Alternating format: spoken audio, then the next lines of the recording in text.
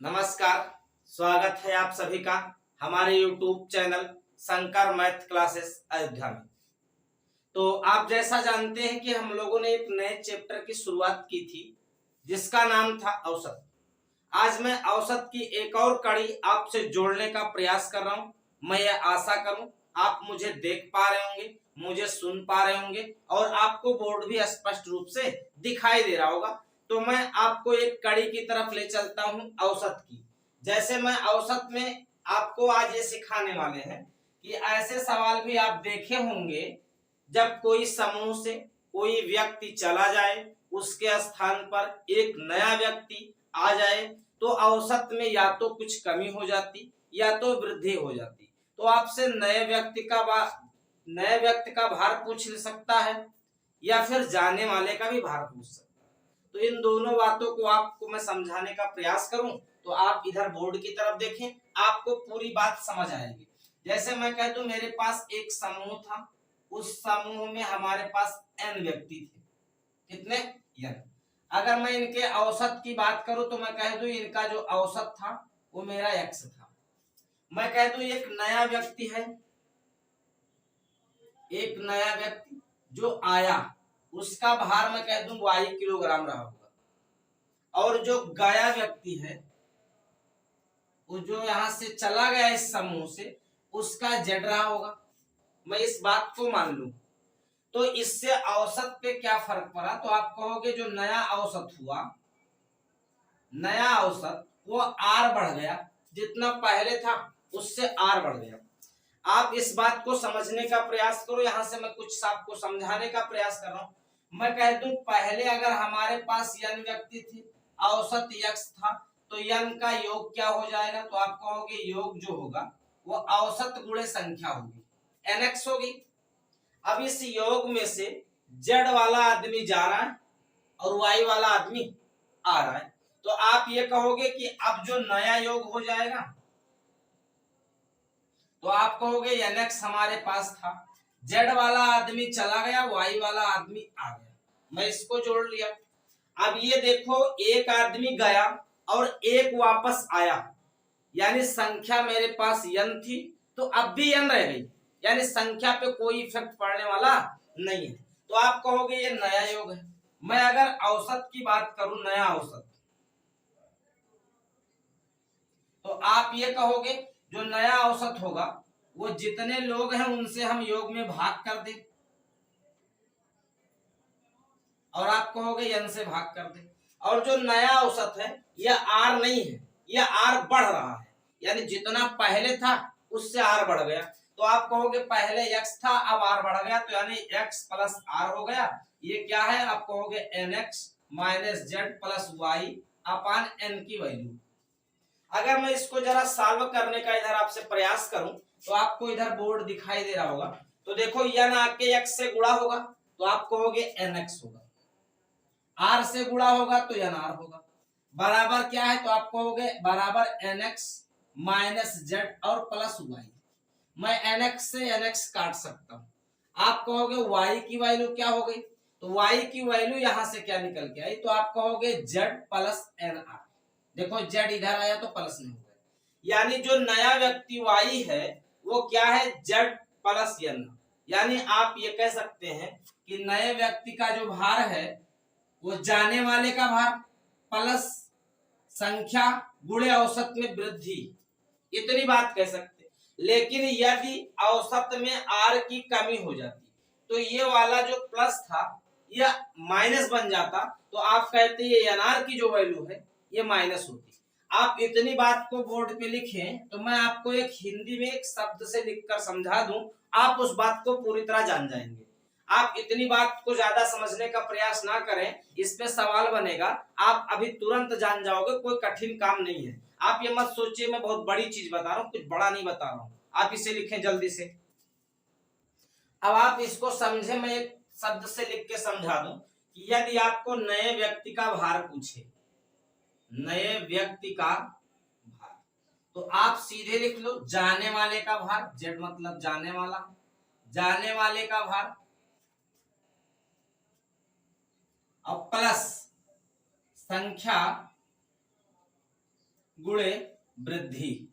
वृद्धि किस में होगी? तो आप कहोगे औसत में वृद्धि होगी। लेकिन अगर कमी हो गई तो आप कहोगे वो कमी होगी, लेकिन तब उसमें आप माइनस लगा लेंगे। बस इतनी बात जाने, यानी नए व्यक्ति का भार बराबर जाने वाले का भार प्लस माइनस संख्या गुणे औसत में वृद्धि आभलिंग कमी। अगर वृद्धि होगी तो हम लोग प्लस चिन्ह का प्रयोग करेंगे, अगर कमी होगी तो माइनस चिन्ह का प्रयोग करेंगे। आप इतनी सी बात आप जानते रहे, बाकी आपको ज्यादा जानने की कोई जरूरत नहीं है। आपको बोर्ड पे दिखाई दे रहा होगा, ये बात आप लिख लें और जानते रहे। मैं एक सवाल से आपके सामने शुरू हो जाऊं और आप समझ पा रहे होंगे मैं क्या बता रहा हूं। बात आई समझ में? मैं आपको किस तरफ इंडिकेट कर रहा हूं, ये बात भी आपको समझ आ रही हो। तो अगर ये बात समझ आ रही है तो आप इसे पहले लिखे, तो मैं एक सवाल से आपके सामने पेश हूं। जैसा देख रहे हैं कि आपके सामने एक सवाल लिखा है, बोर्ड पे चल रहा है, आप उस सवाल को पढ़ें, उस सवाल से आपको पूरी बातें समझ आने लगेगी।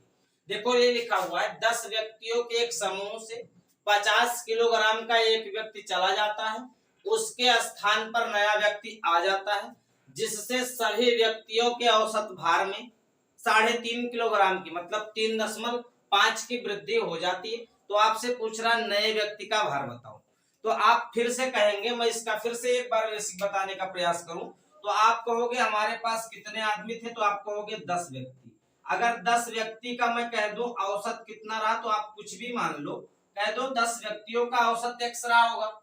मैं कह दूं योग कितना हो गया, तो आप कहोगे योग जो हो गया वो औसत गुणे संख्या यानी 10x हो गई।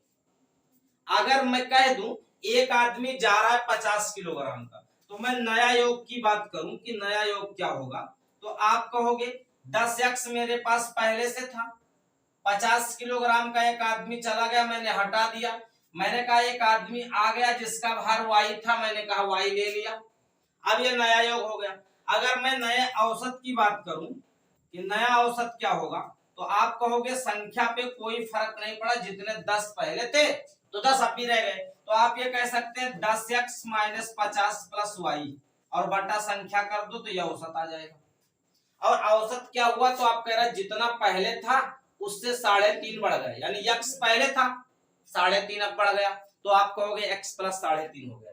यानी यहां मैं लिख सकता हूं, इधर लिखूं तो आप कहोगे x + 3.5 की जो वैल्यू है ये इसके बराबर है, यानी 10x - 50 और प्लस y 10 के। अगर ये इसको मैं इधर गुणा करूं तो आप कहोगे 10x प्लस, देखो 3.5 10 से गुणा होगा तो खाली 35 बचेगा, एक अंक से 0.0 से निपट जाएगा, तो आप ये बराबर क्या होगा, तो आप कहोगे 10x - 50 + y। 10x से 10x कट गया, तो आप कहोगे y की वैल्यू क्या आ गई, तो आप कहोगे 50 में 35 जोड़ दो तो कितना हो जाएगा 85। आप ये कह सकते हो 85 किलोग्राम का जो नया व्यक्ति है वो रहा होगा, तब ये सवाल फिट बैठेगा आपका। आई समझ में बात? देखो मैं ये तो बेसिक बताने का प्रयास किया ताकि आपको पूरी बात कंफर्म हो जाए, वरना आप ऐसे भी कर सकते थे कि नए व्यक्ति का भार बराबर जाने वाले का भार, तो आप कहोगे जाने वाले का 50 है। अब वृद्धि हो रही है तो मैं प्लस ले लूं। अब आप कहोगे संख्या, तो संख्या 10 लोग थे और गुणे वृद्धि कितनी हो रही, तो आप कहोगे 3.5, तो 3.5 देखो 0 से 10 निपट जाएगा, तो आप कहोगे 35 बचेगा, तो आप कहोगे 50 + 35 कितना हो जाएगा, तो आप कहोगे 85 हो जाएगा। यही इसका उत्तर होगा। इतनी बात आप जानोगे तो इतने में भी काम हो जाएगा। तो मैं आपको बेसिक बताने का प्रयास किया, अब दोबारा मैं इस तरीके का प्रयोग करूंगा, यह आपको स्पष्ट रूप से दिखाई दे रहा होगा। आप इसे लिख लें और इस बात को समझें। मैं एक सवाल इस पे और करा रहा हूं ताकि आपको पूरी बात कंफर्म हो जाए। बात आई समझ में? अगर समझ आई तो इसको उतार ले, तो फिर मैं आगे बढ़ूं। आप इसे जल्दी से लिखें अपने कॉपी में।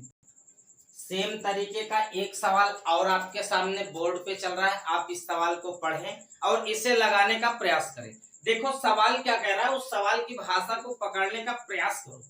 जब तक आपको भाषा नहीं पकड़ में आएगी तब तक आप सवाल नहीं लगा पाओगे। ये भूल जाओ कि कोशिश करने से आ जाए, कोशिश करने से कुछ नहीं होता।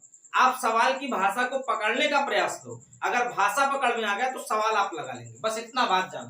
देखो लिखा है 24 विद्यार्थियों की कक्षा से एक 18 वर्ष का छात्र कक्षा छोड़कर चला जाता, उसके स्थान पर नया छात्र आ जाता। जिससे औसत में 1 माह की कमी हो जाती है, यानी जितना पहले था उससे 1 महीने कम हो गए। तो आपसे पूछ रहा है नए का औसत, नए की उम्र ज्ञात कीजिए। तो आप ये कह सकते हैं नए छात्र की आयु, छात्र की आयु बराबर क्या होगा, तो आप कहोगे जाने वाले की आयु। किसकी, तो आप कहोगे जाने वाले की आयु। और अगर प्लस माइनस इसलिए प्रयोग किया था कि वृद्धि होगी तो प्लस और कमी होगी तो माइनस। तो आप कह रहे हैं देखो कमी हो रही है, तो आप कहोगे माइनस, कमी हो रही है कितने लोगों में, तो आप कहोगे 24 लोगों में। तो आप कहोगे कि संख्या और गुणे कमी, इतनी बात आप जानिए। तो आप ये कह सकते हो कि जो गया उसकी उम्र 18 साल है, हमने माइनस किया, संख्या कितनी है, तो आप कहोगे 24 लोग। क्योंकि आप ये देखिए कि यहाँ पे ये 18 जो है ये वर्ष में है, और जो कमी हो रही है वो 1 माह में हो रही है। मैंने इसको वर्ष में बनाया तो 12 से भाग कर दिया, तो 12 एकम 12, 12 दूना 24, तो ये भी वर्ष में बन गया। तो आप ये कहोगे 18 माइनस 2, तो कितने वर्ष हो गया, तो आप कहोगे 16 वर्ष का जो लड़का है वो नया वाला आया। बात आई समझ में। तो इतनी सी बात समझ गए, कभी वर्ष में, महीने में ये कन्वर्ट करना हो तो आप कन्वर्ट कर दीजिए, कोई दिक्कत तो नहीं होगी। आप इसको लगाएं, इस तरह सवाल आपको कहीं मिले तो आप लगाएं। मैं 2-4 सवाल इस तरह से और करवा दे रहा हूं ताकि आपको पूरी बात पूरी हो जाए। समझ रहे ना, तो समझ रहे तो आप इसे उतारे जल्दी से, तुरंत देर ना करें। आप फिर से देख रहे होंगे उसी तरह का सेम सवाल आपके सामने बोर्ड पे चल रहा है, आप इसे भी आप एक बार ट्राई करके देखें। तो आप ये सवाल देखो, फिर से मैं पढ़ दे रहा हूं, आप इसे सुने। किसी कक्षा में 40 छात्र थे, 20 वर्ष का एक छात्र कक्षा छोड़कर चला जाता है, उसके स्थान पर नया छात्र आ जाता है, जिससे औसत में 1 माह की वृद्धि हो जाती। पिछले सवाल में 1 माह की कमी थी, इस सवाल में 1 माह की वृद्धि है। सिर्फ और सिर्फ यही अंतर है, बाकी कोई अंतर नहीं। आप इसे देखें और ये कह रहा है नए छात्र की आयु ज्ञात कीजिए। तो आप कहोगे नए की आयु बराबर जाने वाले की आयु,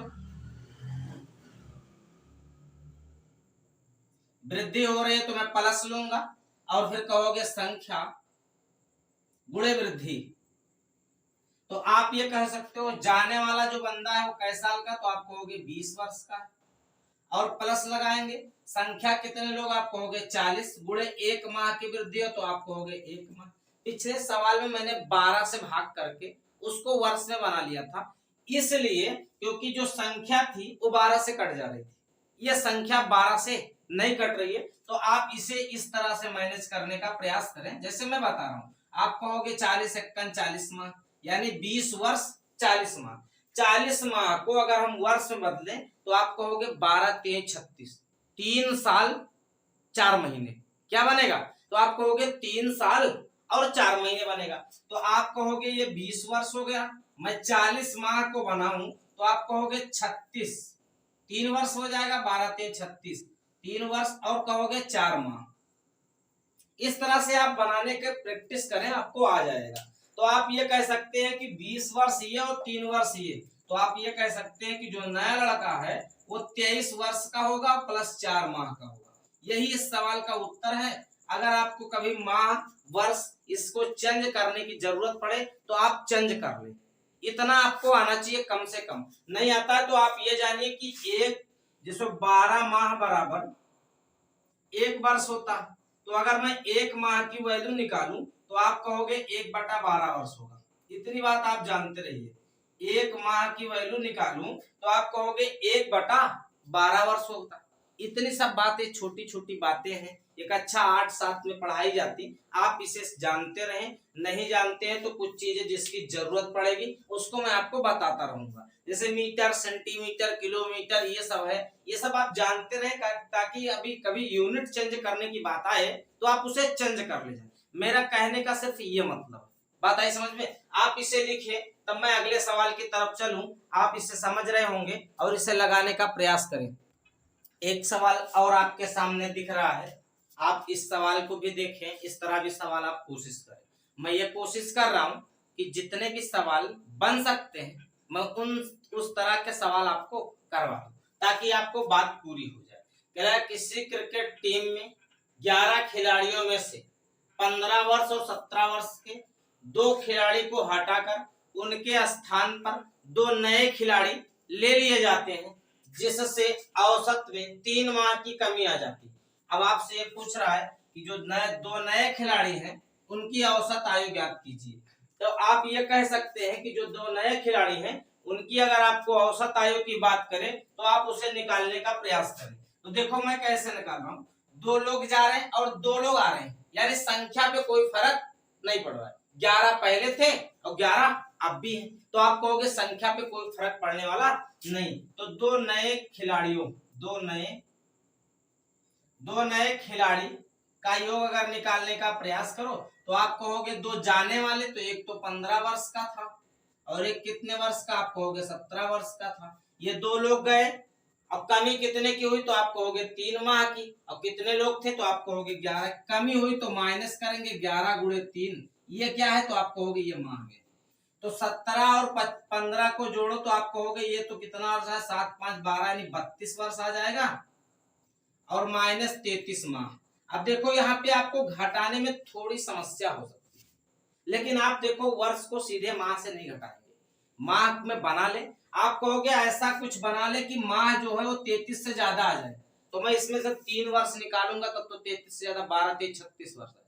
तो आप कहोगे मैं इसमें 3 वर्ष निकाल लूं तो इसको 29 वर्ष लिख सकता हूं, और प्लस 3 वर्ष को मैं 36 माह लिख सकता हूं, और माइनस 33 माह, कोई दिक्कत नहीं। तो आप कहोगे 29 वर्ष ये है, और 36 माह का मतलब 3 वर्ष, और 33 माह घटा देंगे तो आप ये कह सकते हो कि ये 29 वर्ष प्लस कितने माह, तो आप कहोगे 36 में से 3 गया तो आप कहोगे 3 माह। बात आई समझ में। अब देखो ये तो दोनों का योग है, अगर औसत की बात की जाएगी तो जो 2 लोग का योग है तो 2 से भाग कर दिया जाएगा, तो मैं 2 से भाग कर दूं तो औसत आ जाए। 2 से भाग करने के लिए ये देखो दोनों विषम, एक तो कम से कम कट जाए, तो आप कहोगे 29 से 1 वर्ष फिर उसको दे दे, तो आप कहोगे इसको लिख सकते हैं 28 वर्ष, और 1 वर्ष उसको दिए यानी 12 महीने, तो 3 पहले से था तो कहोगे 15 महीने हो गया। अब औसत निकालना है तो मैं 2 से भाग कर दूं, तो 2 से अगर भाग करूंगा तो देखो ये 14 वर्ष आ जाएगा, और प्लस ये कितना तो आप कहोगे 15 का आधा 7.5 माह, यानी औसत क्या होगा तो आप कहोगे 14 वर्ष 7.5 माह। इतनी बात समझ आई? अगर इतनी बात समझ आई है तो आप इसको लिखें। इस तरह के सवाल अगर आपको मिले तो आप कहीं पे जरूर इसे लगाएं। आज मैंने आपको इस तरह के सवाल कराए कि कोई गिरोह होगा, कोई समूह होगा, उससे कोई आदमी चला जाएगा, उसके स्थान पर नया आदमी आ जाएगा, आप उस तरह के सवालों के कैसे मैनेज करेंगे, मैं ये कोशिश था, मैं अपनी बात आप तक अच्छे तरीके से प्रेषित कर पाया हूं। बात आई समझ में?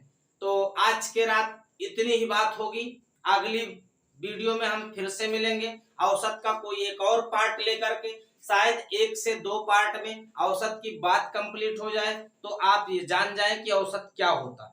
फिर आपको जब हम आपको पढ़ा ले रहे हैं, इसके बाद जितने प्रीवियस ईयर के सवाल भी होते उनको भी आपके सामने रखा जाएगा, ताकि आपको बेनिफिट मिलता रहे कि सवाल वास्तव में इस तरह से आ रहे हैं। बात आई समझ में? तो आज की रात इतनी ही बात। धन्यवाद, गुड नाइट, शुभ संध्या। आप भी सोए, मस्त रहें, हंसते रहें, खेलते रहें। धन्यवाद।